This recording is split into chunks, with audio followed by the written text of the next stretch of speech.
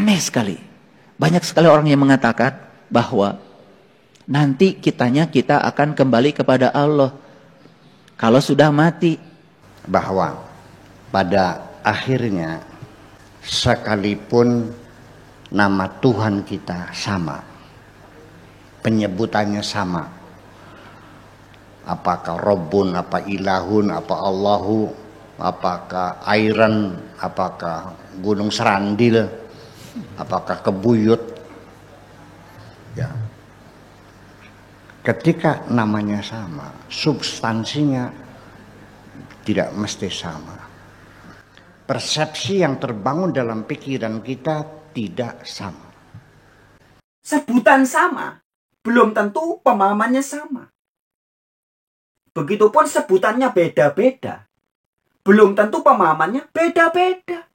Pesta seks adalah pesta seks adalah pesta seks.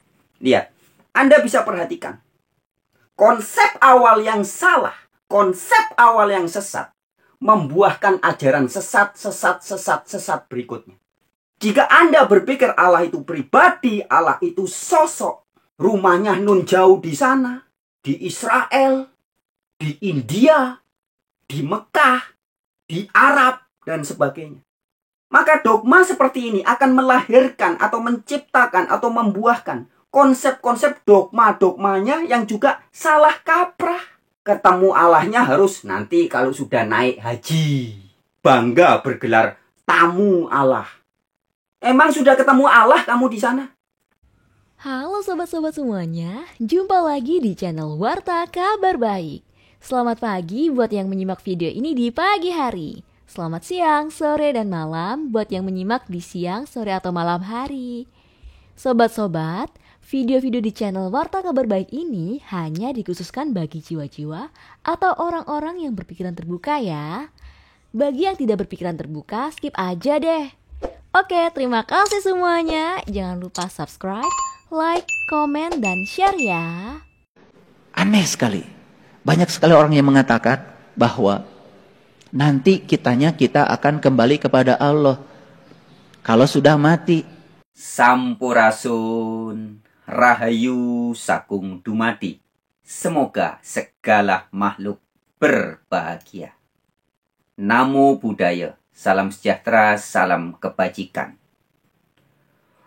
Om Burbuaswa Tatsawitur Warenyam Bargo Dewasya Dimahi Dioyona Pracodaya. Sahabat-sahabat pemerhati channel Warta Kabar Baik dimanapun Anda berada. Pada video yang kemarin, yaitu yang ini, itu adalah sebuah video pendek atau short video ya. Video kurang dari 1 menit ya. Saya sudah menyajikan sebuah fakta, sebuah kenyataan, suatu realita ya, bahwa konsep tentang Sang Maha Kuasa yang diberitakan di dalam kitab suci Al-Quran ya, The Holy Quran ya, ternyata adalah sama persis dengan konsep tentang Sang Maha Pencipta yang diberitakan dalam agama Hindu Dharma. Yaitu ya, jadi inti persamaannya adalah bahwa Allah Subhanahu wa Ta'ala atau Tuhan Pencipta langit dan bumi yang diberitakan di dalam Al-Quran, yaitu tertulis dalam surat Fusilat ya. Surat Fusilat itu surat ke-41 ayat 54. Dan juga di dalam surat An-Nisa ya, itu surat ke-4 ayat 126. Tegas dikatakan dalam surat ini bahwa Allah itu maha meliputi segala sesuatu. Ya. Kalau dengan istilah lain, dinamis.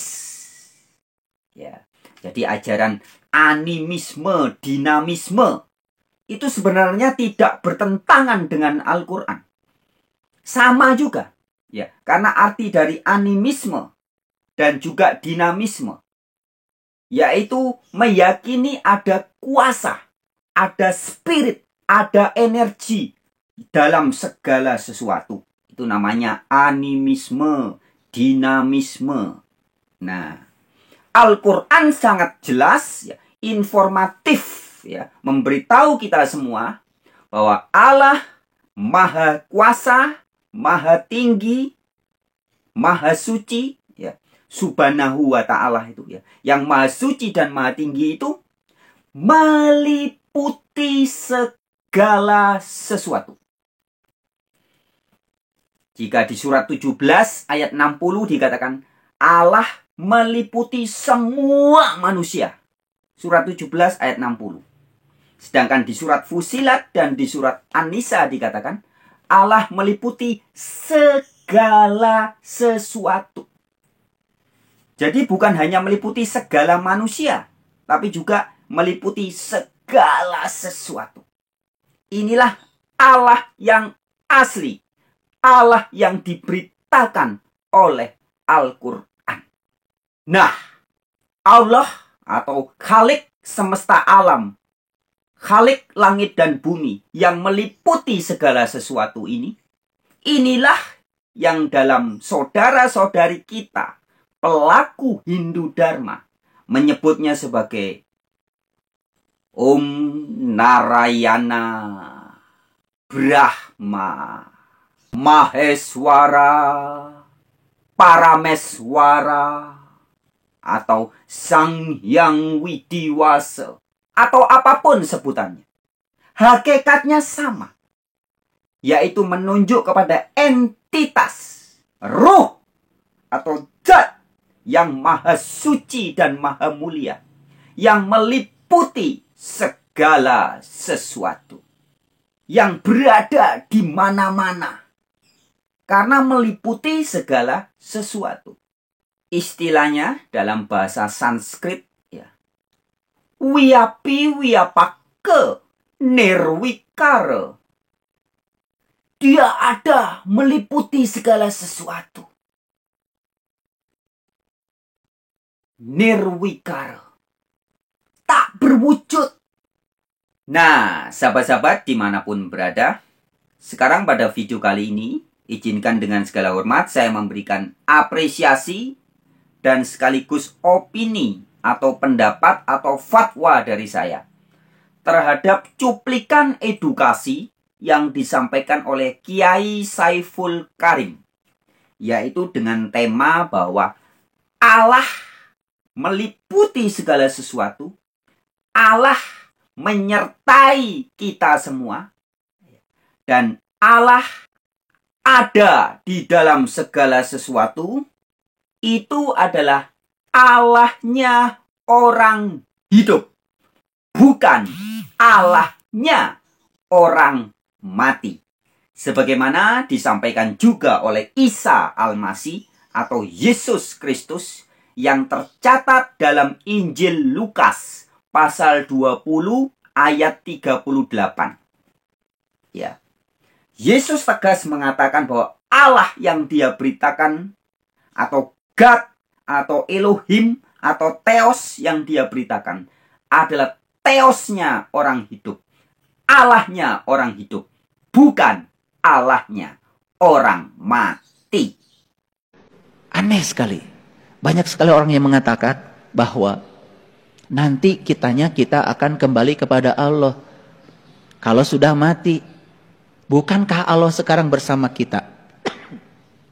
Oke, sahabat-sahabat, langsung kita berikan apresiasi ya sebagai ucapan syukur dan apresiasi dan juga fatwa atau pendapat opini dari saya ya. Disampaikan oleh Ustadz Saiful Karim ya. Banyak orang hari ini ya, dan juga bukan hanya hari ini ya, dari zaman-zaman dahulu juga, yang mengatakan bahwa kita akan ketemu dengan Allah kalau sudah mati ya. Jadi sudah jadi mayat, kemudian ketemu Allah, begitu ceritanya ya. Ini memang adalah fakta ya teman-teman ya, fakta doktriner, fakta dogma. Banyak sekali oknum ustadz, oknum ulama, oknum pendeta, dan guru-guru agama yang mengajarkan hal-hal seperti itu. Katanya Anda dan saya, kita semua manusia akan ketemu dengan Sang Pencipta nanti setelah mati. Nah, hal ini yang oleh Saiful Karim dikatakan aneh sekali. Mau ketemu Sang Pencipta kok nunggu mati, itu gimana ceritanya? Ini aneh. Tetapi keanehan ini memang menjadi pengajaran banyak oknum guru-guru agama, oknum ustadz, oknum pendeta, oknum ulama. Sehingga aneh memang. Nah, ya. Dan Saiful Karim di situ juga menegaskan, bukankah Allah bersama-sama kita? Nah, nanti ini yang akan kita ulas lebih jauh, teman-teman. Allah yang asli itu bersama-sama kita. Jadi ngapain mau ketemu nunggu mati? Hello? Mau ketemu dengan Sang Pencipta, nunggu kalau sudah mati. Hello? Padahal Allah yang asli, Sang Pencipta yang asli, bukankah dia bersama-sama dengan kita? Itu disampaikan oleh Kiai Saiful Karim. Nah, bagi yang suka nanya dalil ini, kemudian mungkin sebagian Anda bertanya, dalilnya mana Pak Kiai? Pak Kiai Ustadz Saiful Karim, Anda, antum, ente mengatakan bahwa bukankah Allah bersama-sama kita? Dalilnya mana Pak Yai? Oke sahabat-sahabatku, pada kesempatan ini izinkan dengan segala hormat saya memberikan dalilnya menurut The Holy Quran atau Kitab Suci Al-Quran. Bahwa Allah Subhanahu wa Ta'ala yang asli loh ya, itu bersama-sama dengan kita dimanapun kita berada. Oke, langsung aja. Sahabat-sahabat silakan buka di dalam Al-Quran. Yaitu di surat ke-17. Ayatnya yang ke-60. Ya. Yang punya Al-Quran silakan dibuka ya sahabat-sahabatku ya. Supaya bukan hanya mendengar suara atau kalimat dari bacotannya Frans Lunal. Tapi Anda bisa melihat sendiri dengan mata kepala Anda sendiri. Ya. Surat ke-17, lihat di ayat yang ke-60. Saya bacakan dalam terjemahan bahasa Indonesia.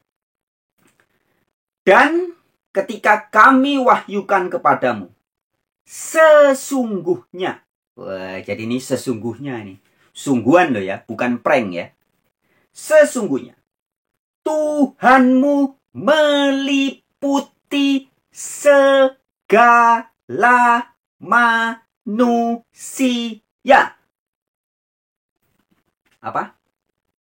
Tuhanmu, Allah yang asli itu meliputi segala manusia. Saya manusia, Anda manusia bukan? Nah, jadi Allah meliputi Anda bukan? Iya. Siapa yang bilang? Surat Al-Isra, surat 17 ayat 60. Allah yang asli itu bukan hanya meliputi segala sesuatu, tetapi juga meliputi semua manusia. Jelas ya? Al-Isra ayat 60. Kemudian, tadi dikatakan oleh Ustadz Saiful Karim, bukankah dia Allah bersama-sama kita? Hei Pak Ustadz, mana dalilnya? Oke, langsung buka ayatnya. Surat 57 ayat 4. Ya, sebenarnya ini aja juga ayat yang terkenal ya sahabat-sahabat ya. Di surat 50 ayat 16. Di surat 50 ayat 16 dikatakan, Allah lebih dekat dari urat leher kita. Nah, itu tertulisnya begitu. Tapi kalau Anda mau yang tertulis benar-benar, Allah bersama-sama dengan kita, Allah menyertai kita dimanapun kita berada. Silakan buka di surat ke-57. Ya, jadi ini berkesinambungan ya. Surat 50 ayat 16 dengan surat 57 ayat 4. Sahabat-sahabat yang punya Al-Quran, silakan dibuka Al-Qurannya. Surat 57 ayat 4. Dialah yang menciptakan langit dan bumi dalam 6 masa. Kemudian dia bersemayam di atas ars. Dia mengetahui apa yang masuk ke dalam bumi dan apa yang keluar daripadanya. Dan apa yang turun dari langit dan apa yang naik kepadanya. Dan, perhatikan baik-baik. Perhatikan baik-baik. Ya. Kalau bisa jangan hanya memperhatikan sahabat-sahabat. Tapi juga rasakan. Rasakan. Rasakan. Renungkan. Rasakan. Sampai jadi rasa. Ya. Jadi jangan hanya sebatas pengetahuan, hafalan, bukan. Tapi Anda harus betul-betul merasakan kebenaran ayat Al-Quran ini. Surat Al-Hadid, ya, surat 57 ayat 4. Perhatikan baik-baik. Dan dia di sini siapa? Allah Subhanahu wa Ta'ala, yang lebih dekat dari urat leher. Yang dikatakan Allah itu meliputi segala manusia. Allah itu meliputi segala sesuatu. Perhatikan di ayat ini. Dan dia bersama kamu di mana saja kamu berada. Jelas? Jadi Anda dan saya sekarang ada di mana? Di depan laptop, di depan komputer, di depan gadget, di ruang tamu, lagi dengerin bacotan saya. Allah bersama Anda. Buktinya, Anda bisa dengar, telinga Anda bisa dengar suara saya. Kurang nyata apa ini? Allah bersama Anda, sahabat-sahabat. Mata Anda bisa menangkap bayangan yang ada di gadget. Atau kalau Anda nontonnya tidak pakai gadget, mungkin nonton di TV. Nonton bayangan saya. Telinga Anda bisa mendengarkan suara bacotan saya. Itu kuasa dari mana? Bukankah ini begitu nyata? Kuasa Allah ada di dalam diri Anda. Nempel bersama Anda. Sehingga mata Anda bisa berfungsi melihat, telinga mendengar, pikiran berpikir, jantung berdetak. Kalau tidak ada Allah di dalam diri Anda, jangankan mau melihat, mau mendengar. Nafas aja nggak bisa. Coba rasakan sahabat-sahabatku. Betapa nyatanya Allah Zat yang maha mulia itu ada di dalam diri Anda, ada di dalam diri saya. Sehingga kita bisa merasakan, maka disebutnya kalau di Jawa ini, manungso, manunggaling rasa. Bersatunya segala macam rasa. Makan ada rasanya. Mikir ada rasanya. Ngeliat ada rasanya. Mendengar ada rasanya. Wik ya yang punya pasangan, suami, istri. Sadarkah Anda? Ketika penis Anda ngaceng, tegang, masuk ke vagina istri Anda. Vagina istri Anda kembut-kembut. Enak kan rasanya ya? Wik. Kok Anda bisa menikmati rasa itu? Penis, vagina ketemu.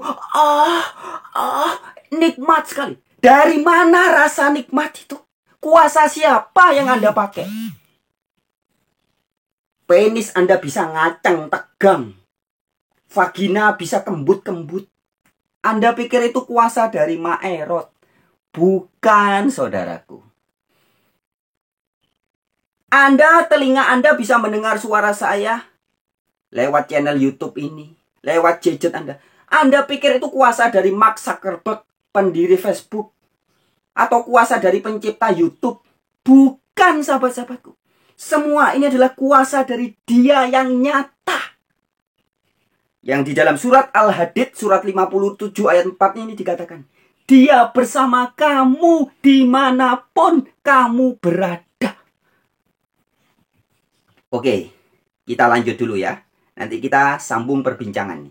Simak lagi lanjutan video Saiful Karim. Bukankah Allah sekarang bersama kita? Bukankah Allah yang memberi daya kepada kita? Kenapa untuk kembali kepada Allah harus nunggu mati? Mau balik-balik aja sekarang. Di sini, saat ini sekarang. Ayo pulang ke rumah kalian sekarang. Tidak usah menunggu kematian.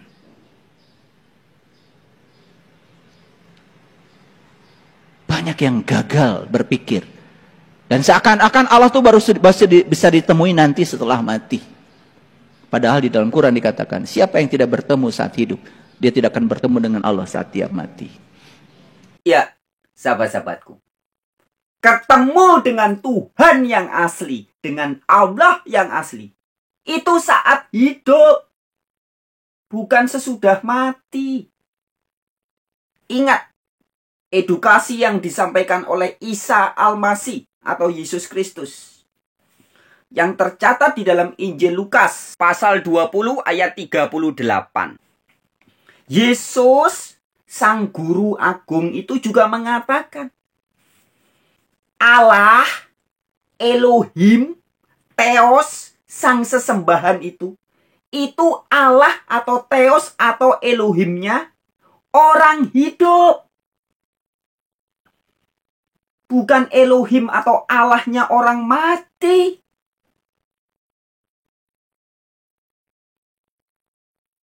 Dikisahkan dalam Alkitab. Para nabi. Sebut siapa? Yesaya, Yeremia.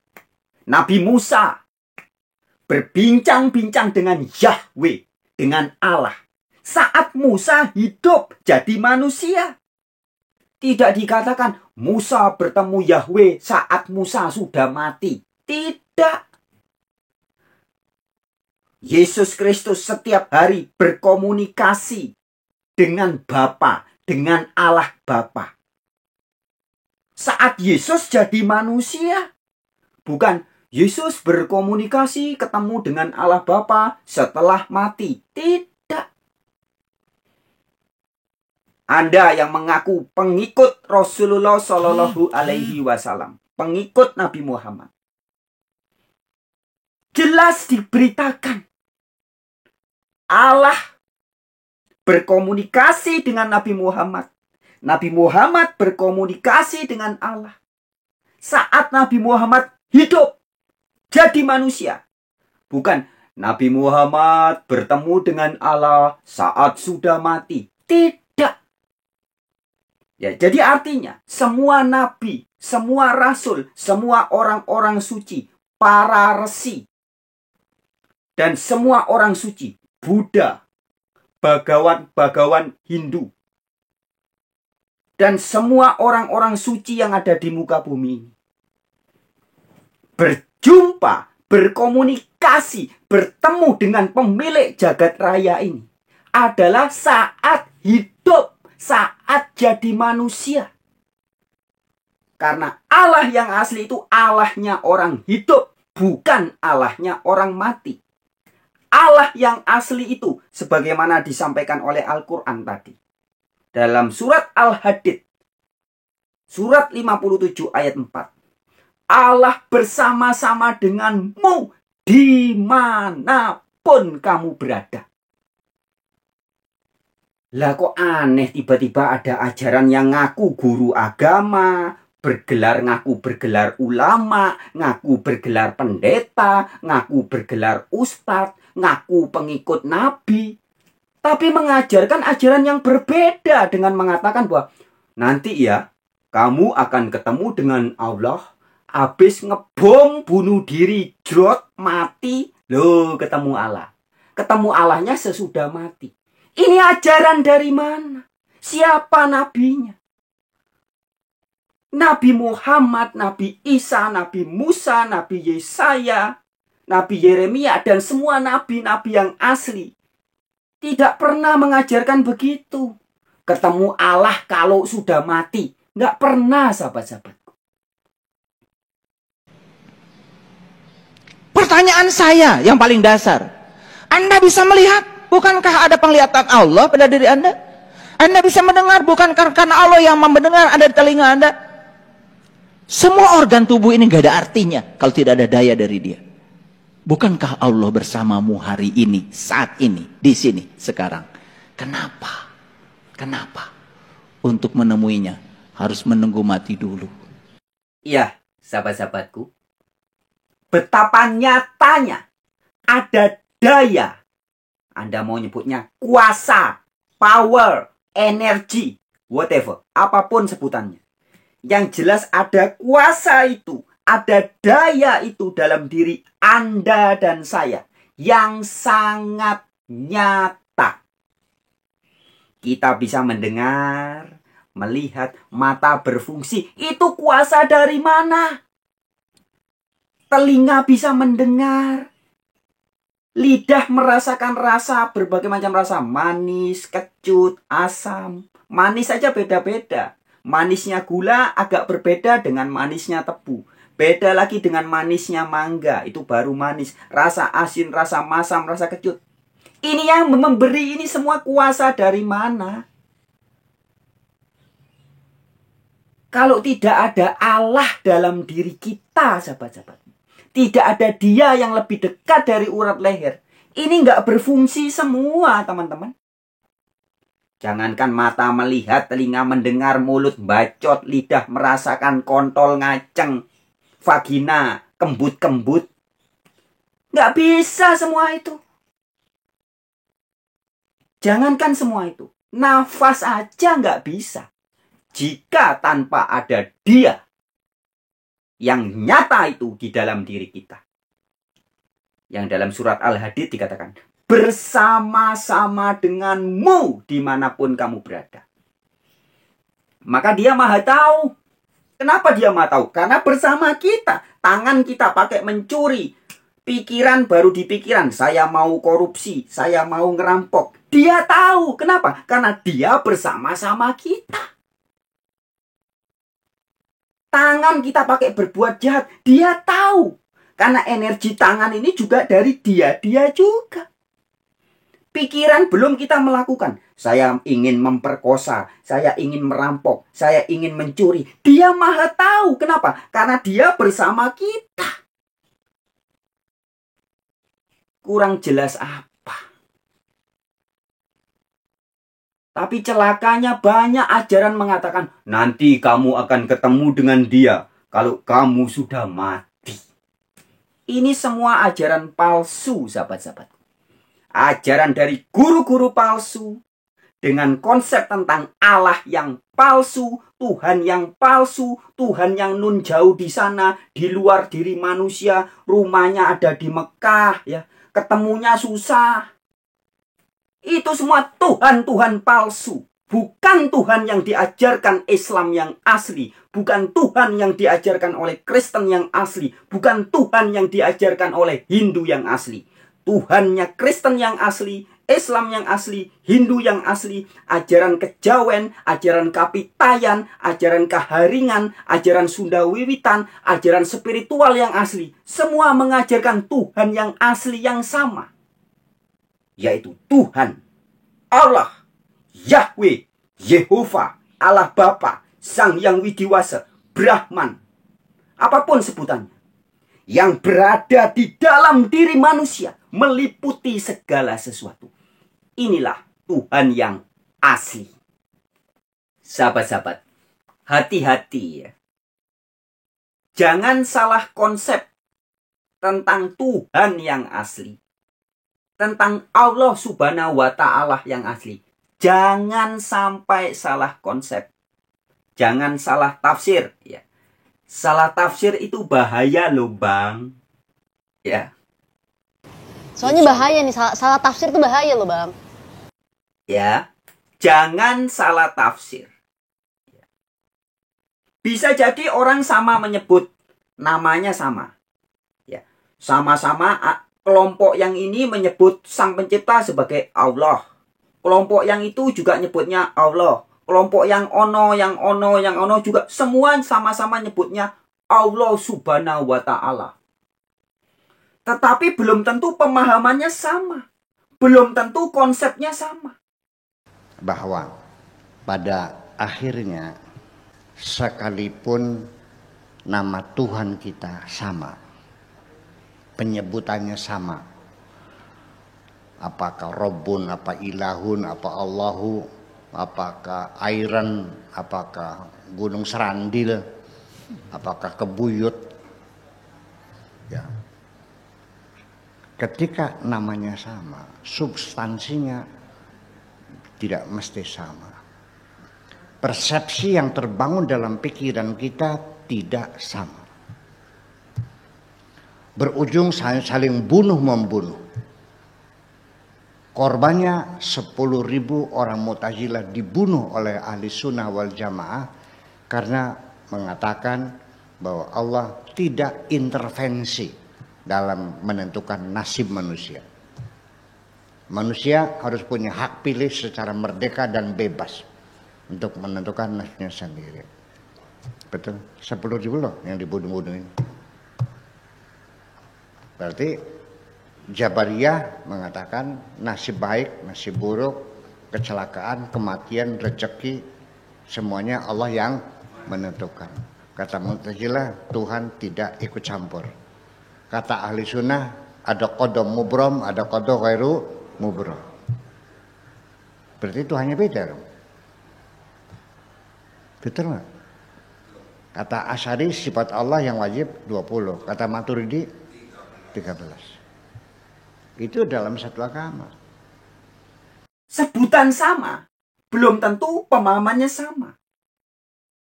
Begitupun sebutannya beda-beda, belum tentu pemahamannya beda-beda. Setelah kita kaji secara teologis, dengan pemahaman teologis kontekstual yang benar, dan juga dengan olah rasa, olah jiwa, ngaji ke dalam diri, kita bisa tahu, meskipun sebutannya beda-beda.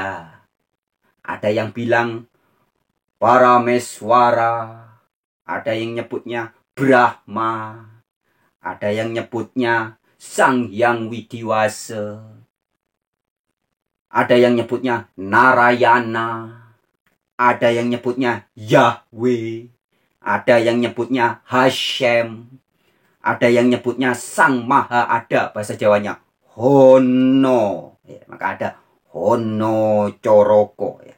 Hono itu adalah Dia Sang Maha Ada. Bahasa Yahudi atau Ibraninya Yihye, Dia yang ada. Yahweh, Aku ada yang aku ada. Yang di dalam Al-Quran, dalam surat Yunus ayat 90 dikatakan, tidak ada Tuhan yang benar selain Tuhannya Israel. Nah, itulah Yahweh yang dalam bahasa Arab disebut Allah Subhanahu wa Ta'ala. Nah, sebutannya beda-beda, istilahnya beda-beda. Tetapi ketika kita kaji dengan teologis yang jujur, dengan pikiran yang bersih, tidak kadarun, tidak kotor, dengan hati yang terbuka, tidak kufur, tidak kafir, tidak kafir, kita bisa memahami bahwa sekalipun sebutannya beda-beda, beda budaya, beda bahasa, sebutannya beda-beda, tapi entitasnya sama, yaitu Dialah Allah Bapa, yang kata Yesus, Bapa di dalam aku. Yang di dalam Al-Quran dikatakan, Allah itulah yang meliputi segala manusia, lebih dekat dari urat leher, menyertaimu dimanapun kamu berada. Dialah Narayana, Sang Hyang Widiwasa, yang kuasanya meliputi segala sesuatu.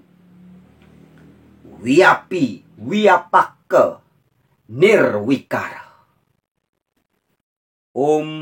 Burbuaswa, Tatsawitur Warenyam, Bargo Dewasya Dimahi, Dioyonah Pracodayat.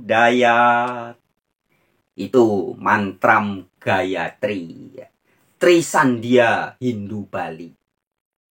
Itu juga membicarakan entitas yang sama. Jadi, sahabat-sahabatku, jangan salah konsep. Kalau konsep Anda tentang Allah, tentang Tuhan, tentang God sudah salah, maka dogma-dogma, kepercayaan-kepercayaan berikutnya jadi salah semua. Ya, ujung-ujungnya itu. Misal contohnya, ini contoh nyata.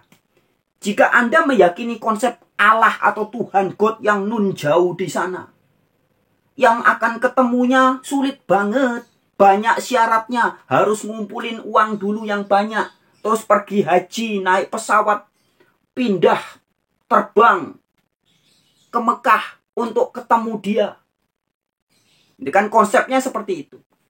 Allahnya ada di luar manusia. Allahnya adalah pribadi yang nggak jelas di antah berantah sana. Maka dogma berikutnya, nah muncul ajaran yang mengatakan bahwa nanti ya, kamu akan ketemunya kalau sudah mati. Mau cepat ketemu. Ini. Muncul ajaran. Ayo, ngebom bunuh diri. Jihad. Jihad, bunuh orang-orang kafir. Nanti kamu ketemu dengan Allah. Dan dapat bonus. Pesta seks dengan 72 bidadari. Salah satu nikmat yang ada dalam surga adalah pesta seks. Minta maaf, karena inilah yang kita tahan-tahan di dunia. Inilah yang kita tahan-tahan di dunia. Dan kenikmatan terbesar yang diberikan Allah Subhanahu wa Ta'ala di surga adalah pesta seks. Adalah pesta seks. Adalah pesta seks. Lihat, Anda bisa perhatikan. Konsep awal yang salah, konsep awal yang sesat, membuahkan ajaran sesat berikutnya. Jika Anda berpikir Allah itu pribadi, Allah itu sosok, rumahnya nun jauh di sana, di Israel, di India, di Mekah, di Arab, dan sebagainya. Maka dogma seperti ini akan melahirkan atau menciptakan atau membuahkan konsep-konsep dogma-dogmanya yang juga salah kaprah. Ketemu Allahnya harus nanti kalau sudah naik haji. Haji itu bahasa Arab artinya tamu. Ya, kalau laki-laki jadi tamu, tamunya Allah. Perempuan hajah. Maka pulang jadi bergelar haji loh. Padahal tamunya di sana, pulang masih jadi tamu. Bangga bergelar tamu Allah. Emang sudah ketemu Allah kamu di sana? Habis pergi naik haji, jadi hajah. Sudah ketemu Allah? Allah yang asli itu bersama-sama dengan kita dimanapun kita berada. Nggak perlu harus pergi ke sono, apalagi nunggu sudah mati. Jelas ya, sahabat-sahabatku. Sahabat-sahabatku, ada juga sebagian orang yang mengatakan, "Loh, Mas Frans, apa yang Anda sampaikan ini seperti ajaran Siti Jenar. Orang-orang suci tempo dulu. Syekh Lemah Abang alias Siti Jenar. Syekh Siti Jenar. Dia orang suci. Begitu juga dengan Sunan Kalijogo. Orang suci. Mereka adalah orang-orang suci yang menjadi wadah. Jadi tubuhnya itu menjadi wadahnya Allah. Menjadi wadahnya Tuhan.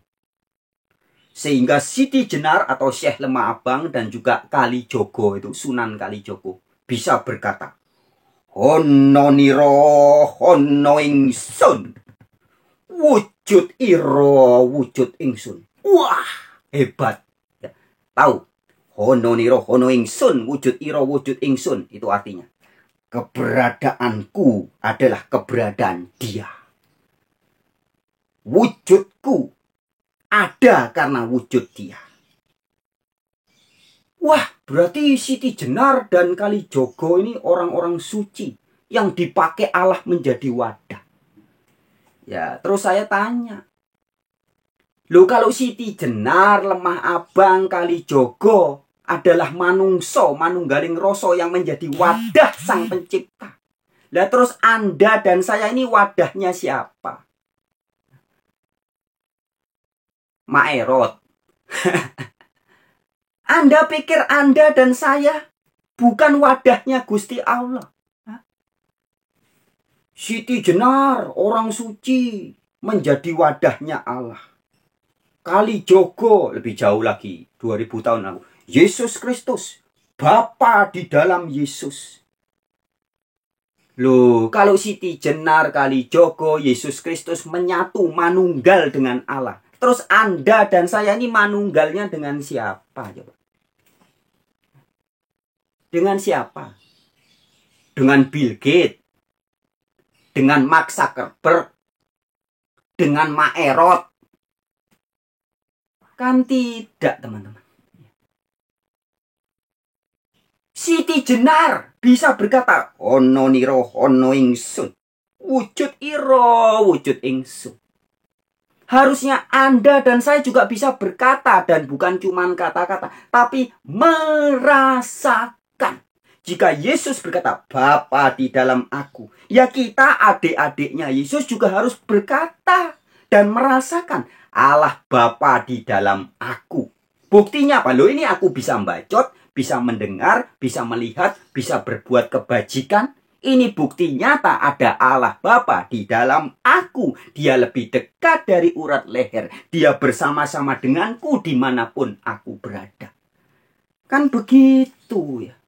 Jadi jangan mengkultuskan Yesus Kristus, mengkultuskan Siti Jenar, mengkultuskan Kalijogo dan sebagainya. Tapi nggak sadar bahwa diri Anda dan saya ini juga rumah Allah. Ini bait Allah. Diri Anda, jiwa Anda dan saya ini juga gereja yang asli. Inilah masjid yang asli.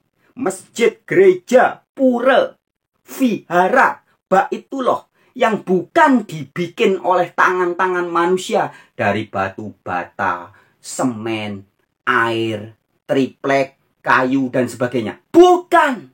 Tapi inilah rumah Allah yang asli. Gereja yang asli. Baitullah yang sejati. Masjid yang sejati. Pura. Pusatnya rasa yang asli. Demikian. Oke sahabat-sahabatku. Jika video ini Anda merasa bagus untuk dibagikan kepada teman, sahabat, sanak, famili, tetangga, silahkan bagikan video ini. Oke. Rahayu Sakung Dumadi. Semoga segala makhluk berbahagia. Semangat.